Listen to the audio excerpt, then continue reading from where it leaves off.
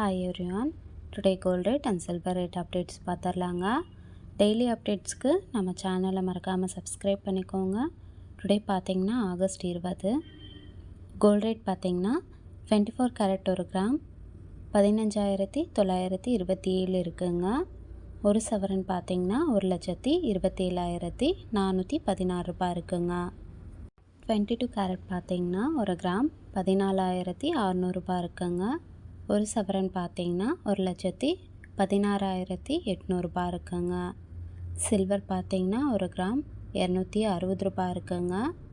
ஒரு சவரன் பார்த்தீங்கன்னா 2,080 ரூபாய் இருக்குங்க.